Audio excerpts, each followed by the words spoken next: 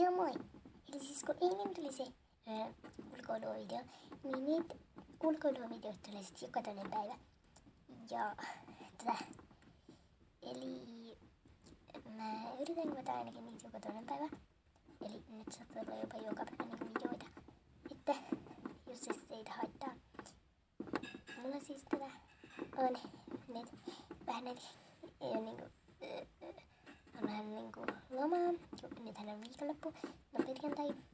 Ja ensi viikon maanantaina avataan ensimmäinen luku joulukalenteria. Ja sit mä rupean tekemään semmoista joulukalenterisarjaa.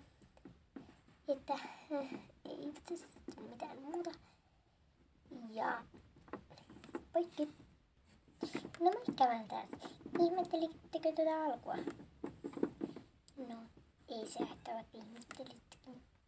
Sillä mä vähän sain tänään synttärilahjaksi tämän uuden kameran. Se on tämmönen Canon 07.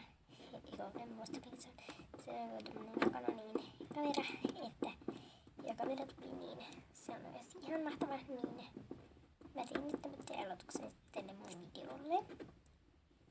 Mutta eli siis mä vielä toistan tämän asian, joka tuli tuosta äsken tiedoksi, että siis sitä ulkoiluosahtia tulee joka toinen päivä.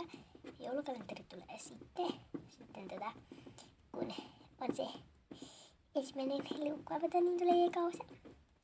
Ja nämä mun videot on ihan ylilyhyitä, että ei tarvitse välittää.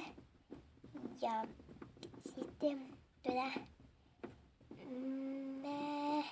en editoi yhtään mun videota, koska mun editori on aivan sekas, niin jouduin poistaa sen kokonaan, joten ei tule editoituja videoita.